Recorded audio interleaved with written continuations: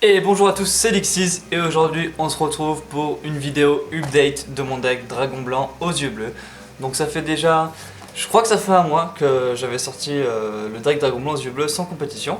Et puis voilà, on y est, enfin, le deck Dragon Blanc aux yeux bleus remasterisé. On peut dire que c'est un deck Dragon Blanc aux yeux bleus avec un autre support dedans.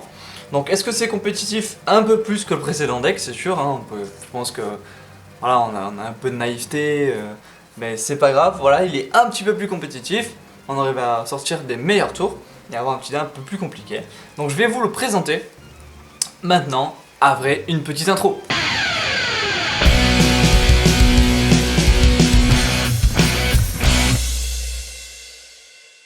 Let's go, let's go. Cette vidéo, du coup, ce sera la présentation du deck et l'extra deck. Et il y aura une deuxième vidéo pour les combos. Voilà, on va la séparer en deux pour que ça dure pas trop de temps et que vous ayez le temps de visionner, du coup, cette vidéo-là sans être dans le speed. Allez, c'est parti. Du coup, comme vous le voyez, on garde les dragons blancs aux yeux bleus. Hein. Donc ça fait 3 dragons blancs aux yeux bleus, voilà, des communes, toujours la même que tout à l'heure. Et là, on va arriver du coup sur le fameux archétype. Qu'est-ce que j'ai choisi, qu'est-ce que j'aime jouer, parce qu'aussi c'est un deck qui se veut pas ultra compétitif, vous allez le voir avec certaines cartes. C'est un deck qui se veut fun mais avec de bons combos.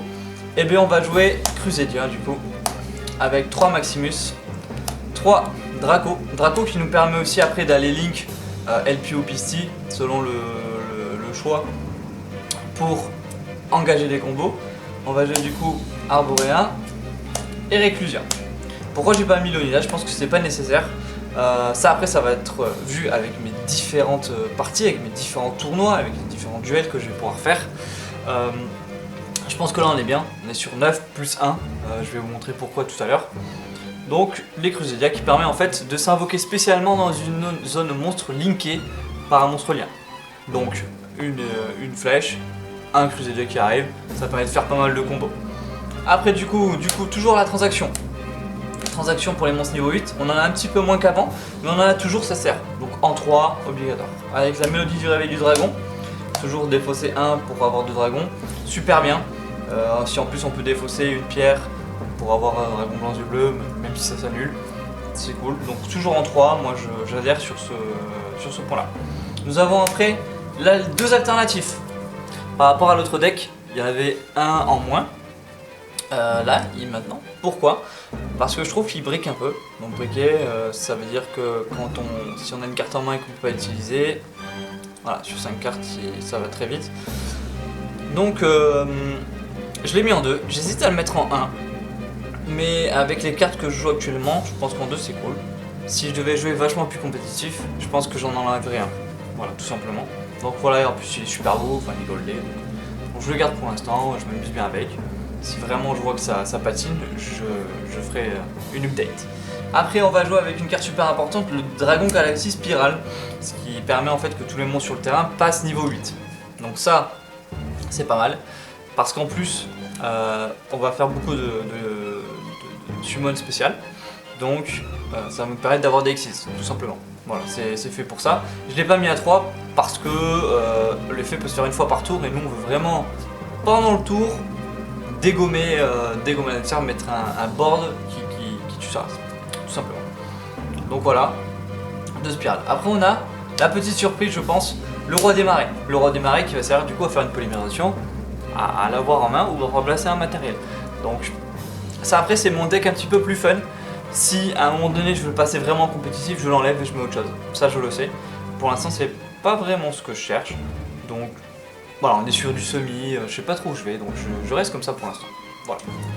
On va avoir 2 pierres blanches, on en met pas 3 parce qu'en fait j'ai déjà pas mal de moyens de summon un dragon blanc aux yeux bleus ou de l'avoir dans ma main. Donc je laisse à 2, peut-être que même je peux en enlever une, mais après j'aurai plus trop de synthoniseurs pour mon extra deck. Donc ça aussi c'est à voir, tout simplement. Après nous avons donc 2 Dragardes, qui permet de déplacer un monstre, et en plus de ça, ça va permettre d'avoir un monstre du cimetière et de le mettre en invoque spé ou dans la main. Donc ça c'est pas dégueu, dans le sens où on va avoir plein de monstres sur le board et faire des Xyz, faire des 5. Donc ça c'est pas mal.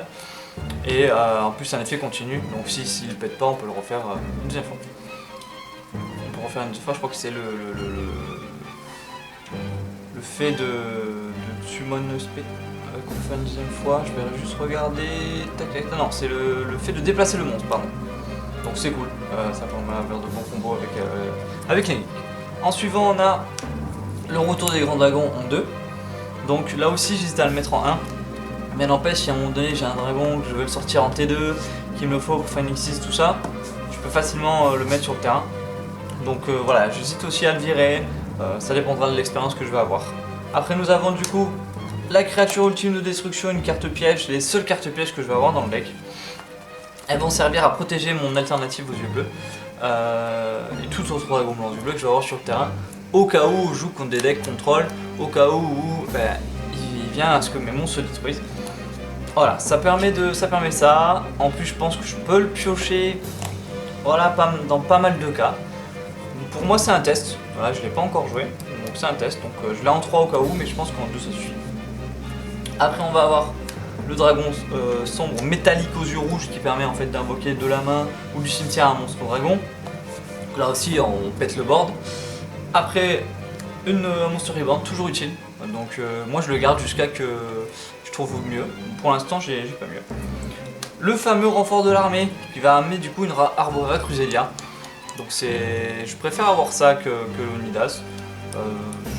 Tout simplement parce que ça permet d'avoir une carte qui cherche une autre carte, donc de vider un peu le deck aussi, d'avoir les cartes que je veux. Donc c'est cool, je joue à 40 sans une trappe. Nous avons appelé par la tombe au cas où il y a une trappe qui tombe, donc c'est limité à 1, donc voilà, ça fait l'est toujours, mais bon, c'est dommage par rapport à la bandit, la seule chose que je n'ai pas compris, c'est vraiment si appelé par la tombe banni à 2, enfin à 1 par du coup. On peut dire que c'est embêtant. Et puis après, du coup, on arrive avec le main, on va dire. C'est la polymérisation. La polymérisation qui va donner, du coup, si je peux, un ultime. Ou un jumelé. Qui, normalement, j'espère, peut comboter, du coup, avec les deux, ici même. Avec l'ultime créature. Donc ça, voilà, c'est le deck. Donc si je peux faire un petit récapitulatif. C'est tout simplement du yeux bleu, de la grosse spé, pour avoir du coup un board de malade. Tac, ça je le mets là, c'est parti, je vais vous montrer mon extra deck, l'extra deck qui arrive de suite. Alors voilà, donc les cartes principales, LP, Link 1 sur le Draco, qui va permettre après de summon le Red Eyes et après de pouvoir avoir un dragon, donc partir sur une ligne 4. Nous allons avoir Pisty. Pisty, je l'utilise moins. Ça, je pense que je vais plutôt l'utiliser si je peux l'avoir en tour 2 ou si le duel se continue. Tout simplement, ça peut ramener un monstre cimetière. Donc c'est un dragon. Donc à utiliser aussi.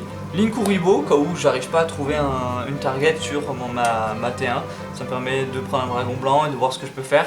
Un Crusadia peut se link dessus, donc après voilà, on peut toujours aller, si on a une main assez dégueulasse, sur un autre combo, un peu plus difficile, mais je le garde au cas où. La sphère hiératique, ça je l'ai mise, mais je ne l'ai pas encore vraiment utilisée, je sais pas comment l'utiliser tout simplement. Je pense que là c'est encore de l'apprentissage. Voilà, il faut le dire, hein, je suis pas un pro, je suis pas super pro, je suis un vieux amateur qui se prend des 0-3 ou des 1-2 en tournoi quoi. Donc voilà, ça je sais pas trop comment l'utiliser, je sais que ça peut être sympa. Il faut que je trouve encore le combo, tout simplement, mais je suis sûr qu'elle sera utile à un moment donné. Après j'ai Spata qui va du coup être dans un combo, que je vais vous montrer dans une prochaine vidéo. Un combo, c'est-à-dire que je vais invoquer un Crusadia ici, normalement j'invoque le Draco, que je mets en Pisty, puis si je le déplace, du coup ici je vais pouvoir avoir tout simplement le monstre dragon. Voilà, donc Spata qui fait après le Magus qui est juste ici, donc ça va être la base on va dire du deck, du combo. Un Magus en T1 qui permet d'aller récupérer un Crusadia qui permet de faire Spata. Voilà, donc si on a eu le Magus, c'est vrai que je suis pas très bien si j'ai pas d'autres Crusadia dans la main. Donc le Magus, voilà, c'est très bien. Franchement, j'ai regardé plein de vidéos sur YouTube et tout ça pour savoir qu'est-ce que je pouvais jouer avec le Blaze. Et même si c'est moins fort que notre deck, franchement, j'adore jouer avec du Crusadia. C'est vraiment cool. Donc là, on va avoir à la fin du combo, on aura un Saria. Donc qui permet de piocher 4 cartes, d'en renvoyer 3, ainsi qu'un invoqué SP, un monstre. Donc voilà, je pense qu'à la fin du tour en T1, j'ai rarement fait une fin de phase, une end phase, sans avoir de cartes. En ayant des cartes, pardon. C'est-à-dire que j'avais jamais de cartes. Donc vraiment mon combo il était full sur cette carte là. Elle est très forte, hein. Elle est très forte. On va passer du coup au X6, donc ça, c'est des cartes qui vont être après avoir comboté avec tout ça. Donc on va avoir Draglubion qui va permettre en fait d'avoir deux monstres, qui est fait avec 2 monstres niveau 8. Et après ça va permettre de défausser un matériel pour invoquer un autre X6 dragon numéro. Donc vous allez comprendre pourquoi. Si du coup je fais ça, par contre je ne l'utilise pas.